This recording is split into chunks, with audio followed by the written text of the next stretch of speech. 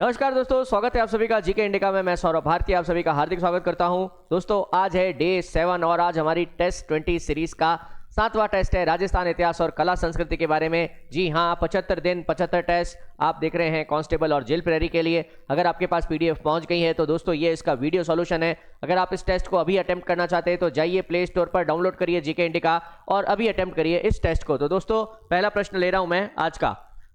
ताम्रयुगीन सभ्यताओं में प्राचीन स्थलों में सही सुमेलित नहीं है।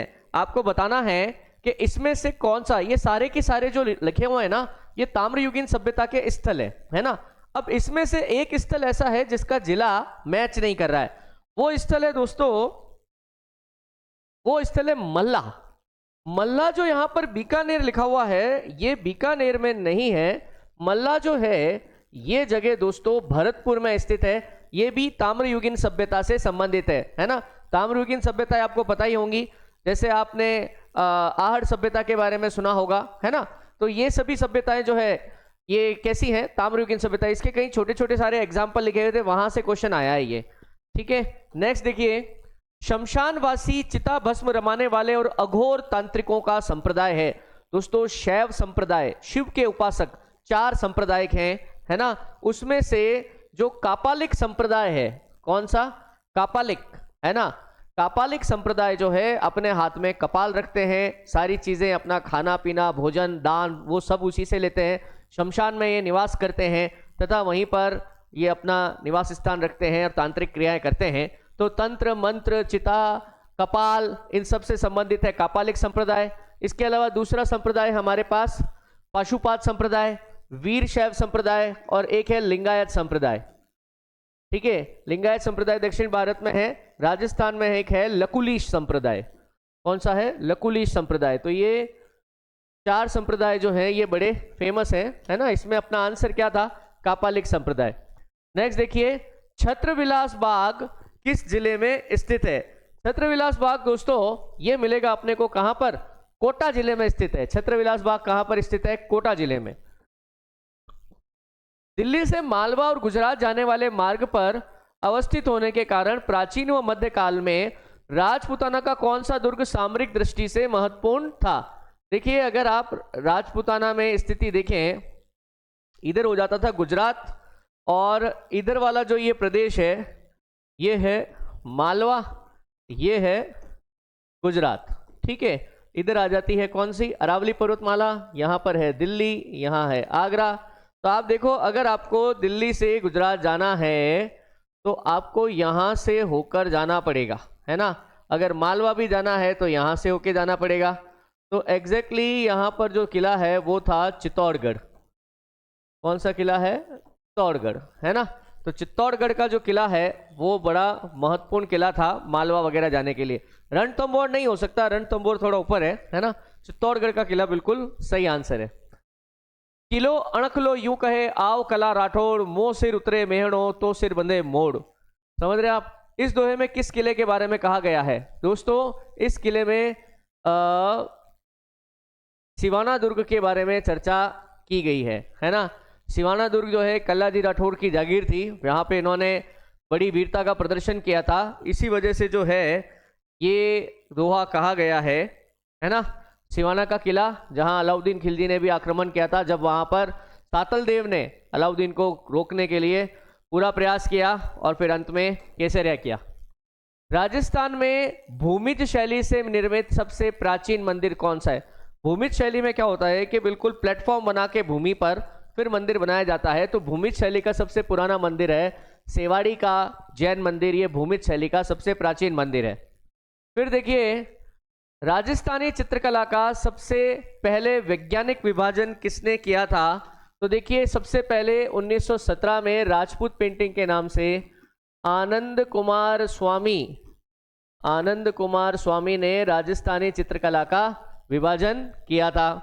नेक्स्ट देखिए, साहिब राम का संबंध किस चित्रकला शैली से है। देखिए साहिब राम का संबंध आमेर या जयपुर चित्रकला शैली से है ना। अब ये बड़ा कंफ्यूजन होता है, एक और चित्रकार था साहिब दीन का संबंध जो है ये मेवाड़ चित्रकला से है। साहिब दीन का संबंध किससे है? मेवाड़ चित्रकला से। बात समझ रहे? साहिब राम साहिब दीन अलग अलग है। नेक्स्ट देखो, लोक चित्रकला का कौन सा रूप अमूर्त ज्यामिति शैली का मिश्रण है? भाई ज्यामिति यानी ज्योमेट्रिकल ऐसे शेप बनाए जाते हैं, तो इसका सही आंसर क्या है? मांडना।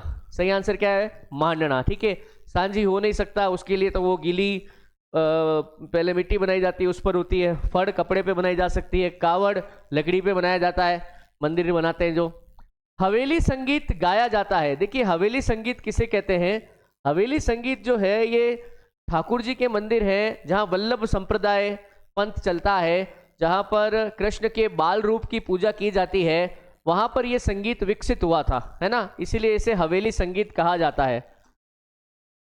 परज, पीलू, खमाज और आसावरी का संबंध है। देखिए परज, पीलू, खमाज और आसावरी ये एक्चुअली संगीत की रागें हैं, अलग अलग होती है ना, मियाँ का मल्हार, राग मल्हार, इस तरह की जो राग होती है वैसे ही है परज, पीलू, खमाज और आसावरी, ये वो राग है। गोपीचंद, भरतरी, निहालदे आदि के ख्याल किस वाद्य यंत्र के नाम, किस वाद्य यंत्र के साथ गाए जाते हैं? देखिए गोपीचंद, भरतरी, निहालदे आदि की ख्याल ये सब सारंगी के साथ गाए जाते हैं। सारंगी है ना, तत्वाद्य यंत्र के अंतर्गत आता है सारंगी, तार वाला। राजस्थान में सबसे प्राचीन सिक्के जो प्राप्त हुए हैं उन्हें क्या कहा जाता है? ठीक है, देखिए सबसे प्राचीन सिक्के जो है इन्हें आहत सिक्के या पंचमार्क सिक्के कहा जाता है। पंचमार्क समझ रहे? इन पे ऐसे पंचिंग की गई थी, पंचिंग समझते हो ना, ठोक के, जैसे कि नगर सभ्यता, रेड, है ना, यहाँ पर ये जो प्राचीन सिक्के मिले हैं ना पंचमार्क सिक्के, इन्हें ही आहत सिक्के, आहत मतलब ठोकना, ऐसे ठोक के करना।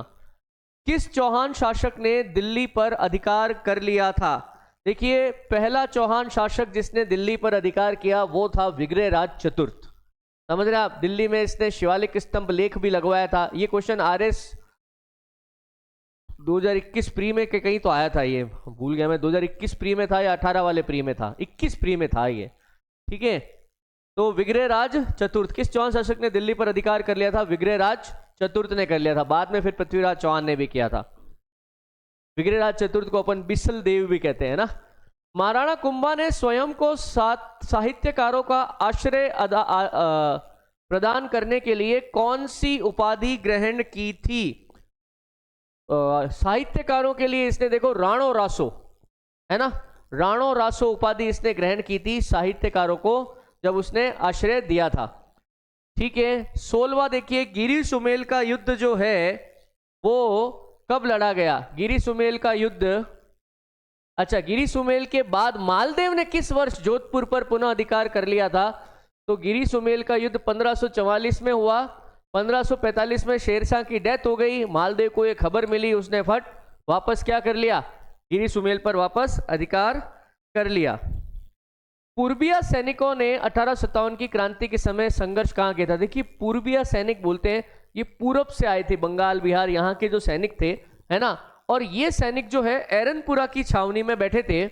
एरनपुरा की छावनी में पूर्बिया सैनिकों ने विद्रोह किया था जो पूर्व से आए थे। समझ रहे हैं? ये बात बिल्कुल सही है, एरनपुरा। मेजर बर्टन और उसके पुत्रों की हत्या की जांच हेतु गठित आयोग ने किस शासक को हत्या के लिए जिम्मेदार घोषित किया था? देखिए कोटा के अंदर तो बिल्कुल जनता ने इतनी जबरदस्त क्रांति कर ली थी, कोटा के प्रधानमंत्री और दीवान ने मिलकर क्या करा था? राजा को ही बंदी बना लिया था और वहां के मेजर बर्टन और उसके 2 पुत्रों की हत्या कर दी। हालांकि बाद में करौली के राजा की सहायता से कोटा को वापस अंग्रेजी सेना में कब्जे में लिया और उसमें जब जांच हुई तो कोटा के जो महाराव थे राम सिंह, उनको कैप्टन बर्टन और उसके पुत्रों की हत्या के लिए जिम्मेदार घोषित किया गया कि आप चाहते तो इसे रोक सकते थे। नीमच में कप्तान एबॉट की स्वामी भक्ति की शिक्षा को किस सैनिक ने चुनौती दी थी? नीमच के अंदर सैनिकों को ब्रिटिश शासन के प्रति शपथ दिलाई गई कि आप उसके प्रति वफादार रहेंगे, तो इसने मोहम्मद अली बेग ने याद दिलाया कि क्या आपने अवध के नवाब का पद छीनने से पहले आपने अपनी शर्त का पालन किया क्या, जो आपने सहायक संधि के समय करी थी? इसने चैलेंज कर दिया था, तो मोहम्मद अली बेग नाम था। शेखावटी किसान आंदोलन में पंच पाणे पांच ठिकानों में कौन सा ठिकाना शामिल नहीं था? देखो इसमें बरड़ शामिल नहीं था, है ना, बरड़। देखो पंच माने वर्तमान में जैसे सीकर है ना, यहाँ पर कछवा राजवंश की शाखा थी, शेखावत शाखा, उनके यहाँ पे 5 बड़े ठिकाने थे, जैसे बिसाऊ, मंडावा, नवलगढ़, टुंडलोद और मालसीसर। टुंडलोद और मालसीसर, मालसीसर, ठीक है। ये 5 ठिकाने थे, 3 ये हो गए, 2 ये हो गए। बरड़ इसमें नहीं था, बरड़ है ही नहीं यहाँ पे, बरड़ का इसका मतलब ही नहीं है। तो दोस्तों ये हमारा आज का 20वां सवाल था। उम्मीद करता हूँ कि आपको क्वेश्चन अच्छे लगे होंगे। दोस्तों इसी तरीके से आप चैनल पे जुड़े हुए रहिए, मैं आपके लिए और भी क्वेश्चन नए अभी तो 75 दिन तक लाता रहूँगा। आप अभी ऐप को डाउनलोड करिए और वहाँ पर भी आप टेस्ट अटेम्प्ट कर सकते हैं। ये तो वीडियो सॉल्यूशन है, टेस्ट वहाँ पे अटेम्प्ट करने के बाद भी आप यहाँ आ सकते हैं, समझ रहे हैं आप। तो दोस्तों आज के लिए इतना ही, मिलता हूँ आपसे मैं फिर से नेक्स्ट टेस्ट में कल। तब तक के लिए धन्यवाद। जय हिंद, जय भारत।